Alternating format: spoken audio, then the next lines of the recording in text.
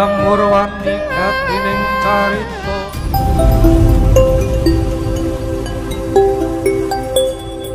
Kali ini guys ya, video yang akan kita reaksi ini ya dari Bicara Fakta ini akan membahas tentang beberapa budaya kita yang diklaim oleh Malaysia ya. Kayak batik itu kan jelas-jelas sudah diresmikan oleh UNESCO bahwa berasal dari Indonesia, tetapi dengan gamblangnya mereka tetap mengklaim bahwa batik itu milik mereka, bahkan dengan terus terang mereka menetapkan ya hari batik nasional mereka itu ya, kalau nggak salah tanggal 3 Desember apa ya, kalau nggak salah.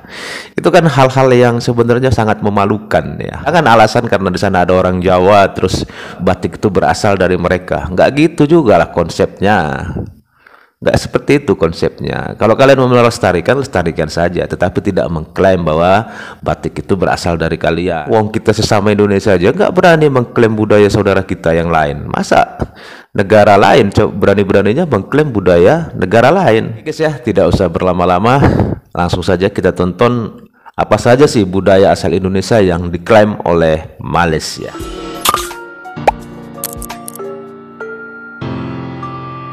Beberapa warisan budaya Indonesia pernah diklaim Malaysia dalam beberapa waktu belakangan.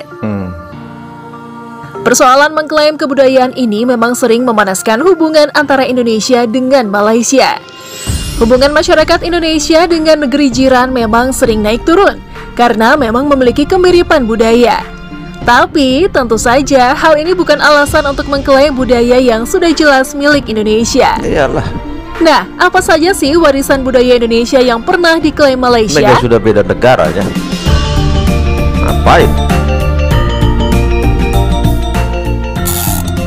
1. Wayang kulit. Wayang kulit adalah seni tradisional yang telah lama berkembang di Indonesia. Wayang kulit awalnya berkembang di istana, tapi seiring berkembangnya zaman, warisan budaya Indonesia yang pernah diklaim Malaysia ini menyebar menjadi pertunjukan di kalangan rakyat Indonesia. Enak betul ya ngeklaim ya. Malaysia pernah mengklaim bahwa wayang kulit adalah bagian dari budaya mereka. Hal ini karena ada beberapa orang Indonesia yang menetap di Malaysia dan membuat pertunjukan seni tersebut.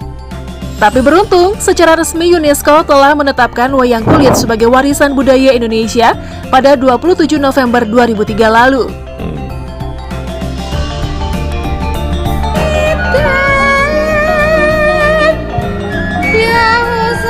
Amurwati katining carita. 2. Keris. Kita juga sudah tidak asing dengan salah satu senjata tradisional Jawa ini. Tapi beberapa suku di tanah air juga kerap memakai benda yang satu ini. Tapi siapa sangka senjata tradisional Jawa ini pernah diklaim Malaysia. Negeri jiran meyakini bahwa keris adalah warisan budaya dari nenek moyang mereka. Hal ini tentu saja kembali memancing perdebatan antara masyarakat Indonesia dengan Malaysia. Iyalah. Akan tetapi, pada 25 November 2005, akhirnya UNESCO menetapkan bahwa keris sebagai lambang budaya warisan milik Indonesia.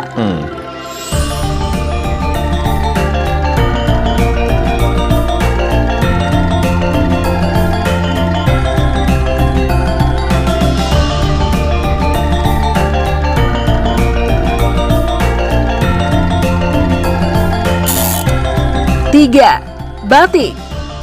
Batik. Malaysia pernah mengatakan bahwa kesenian batik telah menjadi bagian dari kebudayaan mereka sejak lama.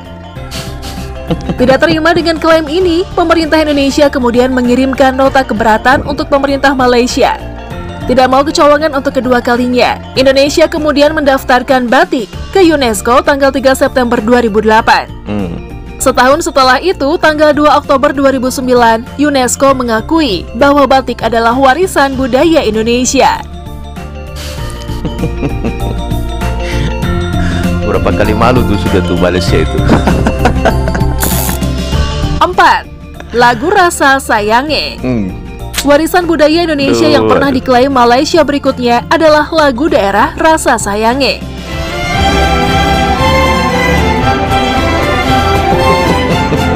Akan tetapi, sebenarnya lagu tersebut adalah ciptaan dari Paulus Pea yang berasal dari Maluku dan tercatat pada tahun 1958 di Lokananta, Solo. Lagu tersebut pernah diklaim negeri jiran sebagai iklan pariwisata Malaysia. Kemudian muncul lagu Rasa Sayange. Sontak, hal tersebut membuat warganet bereaksi keras. Tapi ketegangan antara dua negara tetangga ini berhasil diredam oleh Menteri Kebudayaan, Kesenian, dan Warisan Budaya Malaysia, Rais Yatim. Secara resmi ia mengakui bahwa lagu Rasa Sayangi adalah kebudayaan milik Indonesia. Mengakui tapi 5. dipakai. Reog Ponorogo. Mukanya ini muka badak. Reog semua. Ponorogo juga menjadi salah satu warisan budaya Indonesia yang pernah diklaim Malaysia.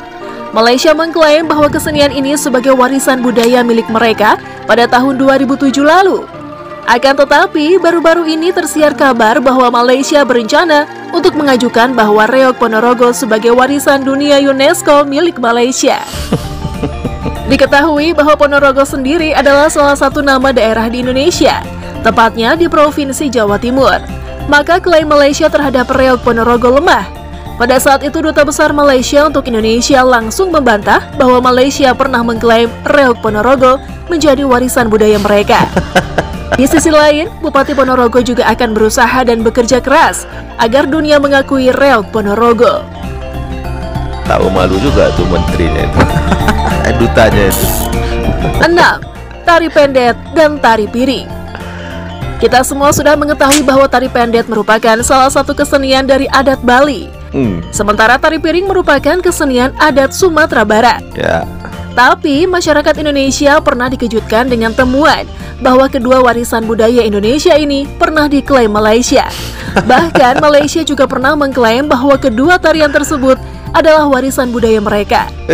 Oleh sebab itu, masyarakat Indonesia merasa kesal dengan hal tersebut dan langsung marah kepada Malaysia. Apalah Malaysia ini.